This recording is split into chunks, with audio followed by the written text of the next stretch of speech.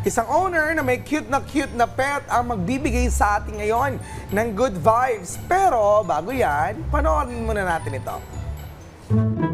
Matinik man sila sa inyong paningin, kagigiliwan niyo pa rin ang mga shy-type hedgehog na ito. Huwag lang gugulatin dahil baka ikaw ay madali ng kanilang cute but powerful quills. Sa tamang pag-alaga at paghawak, sure namang lalambot din ang mga ito. Kaya naman ngayong umaga, ating kilalanin ang hedgehog owner kasama ang kanyang cute na alaga. Dito lang sa Wednesday Pets Day.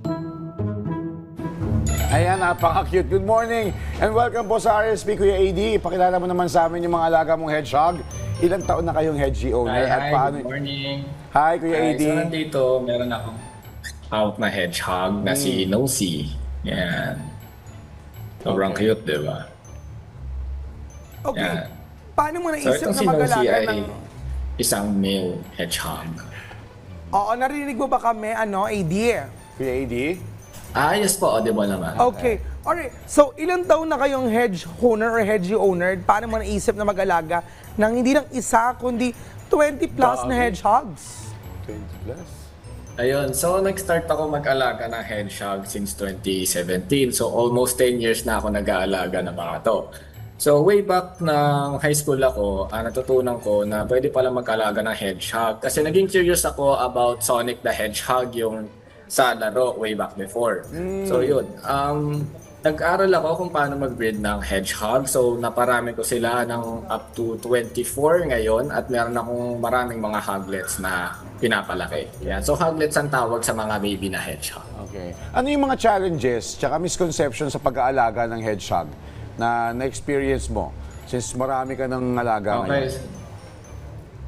So sa challenges naman ng hedgehog, I can say na pinakamahirap dito is yung pag-aral sa paghawak sa kanila. Kasi hedgehogs, they can be very prickly, tsaka actually matalas din talaga yung mga quills nila. So sa tamang pag-handle lang, at pag natutunan mo na ito, I can say na talagang maganda silang alaga. Ayan. So as you can see here, kasi sa hedgehogs, yung taas na parte nila, this is called quills. Ito yung mga matatala. So matatalim talaga to. Para silang toothpick tsaka matitigas talaga sila. So sa ilalim na part nila, nandito yung kanilang soft part. So dito sila talagang hinahawakan. Kaya ang pag-handle sa kanila is from ilalim, papunta, ayun, ipag-angat niya sa kanila. Ayan, ganyan. I wonder tuloy, alam ko Kuya AD, itong mga hedgehogs na ito, sa umaga sila tulog, tapos sa gabi sila gising. Paano ang quality time ninyo? Yes po. So hedgehogs are nocturnal. So tama po kayo, sir, na sa mga hedgehog ay umaga tulog at gabi gising. So ako po kasi ay isa akong architecture student. So syempre as a college student, madalas na sa amin ako nagpupuyat. So mga all-nighter na gumagawa. So yung mga hedgehogs ko, sila ang kasama kong gumawa ng mga plates. So syempre minsan kapag let's say napapagod ako or gusto ko magpahinga saglit from my works, bumabangon ako, pumunta ako sa aking hedgehog place tapos nilalaro ko sila. Kasi hedgehogs can be very fun, tsaka very playful din sila. As you can see, meron akong hedgehog dito sa likod na kanina pa siya patak-patak po pag-gala-gala. So ganyan sila ka-active. So totoo rin yung mga sinasabi na ang hedgehogs po ay mabibilis. Okay. Kuya AD, gaano kadali alagaan ng isang hedgehog compare sa mga common pet na alam natin? Paano yung maintenance nila, yung health nila? Diet, ganyan. Okay, so ang mga hedgehogs, matutulad ko ang care nila sa mga hamsters. Pero I can say na mas madali ang mga hedgehog. Kasi pagdating naman sa setup ng hedgehog, same lang din sila ng hamster. So meron tayong bin cage na merong water bottle tsaka food dish. Bago yung mga beddings nila or yung substrate, gumagamit tayo ng kusot para i-absorb yung mga ihi tsaka yung dumi nila. So para hindi mamaho ito. So sa food naman ng hedgehogs, ang pagkain lang nila is dog food and cat food. Yung pinapakain po natin sa ating mga aso at pusa. So yun, pag meron kayong mga aso at pusa sa bahay, napaka-accessible ng pagkain sa kanila. So you can give them treats such as insects, mga fruits and vegetables para maging nutritious din yung pagkain nila. I wonder tuloy, paano pag gusto ko bumili ng hedgehog? Gusto ko mag-alaga, syempre. Magkano kaya? Mura lang ba? Mahal ba? Ang mga hedgehogs naman ay nag-range sila ng 1,500 to 10,000 depende syempre sa klase ng breed nila. Okay. Okay, Kuya AD, yung hawak mo na yan, ganyan nakalaki yan o lalaki pa yan, yung hedgehog na yan? Tapos, ito pong kumusta yung hawak na lifespan to, si niya? Nosy. Ganito na lang siya kalaki. Ayan. So mga hedgehogs, around 5 to 6 inches lang. So minsan lumalaki sila, pero yun yung mga unhealthy hedgehogs na, which is yung mga obese. Kasi yun yung mga napapasobra sa pagkain ng mga insects, na mga high protein foods. So too much can be bad for them. Kaya kapag sobra silang obese, dapat ine-exercise din natin sila. Hanggang ilang taon sila nabubuhay, Kuya AD? Mga hedgehogs, usually, ang lifespan nila is 6 to 7 years. Pero sa tamang pag-aalaga and care, umaabot sila ng up to 10 years. Okay.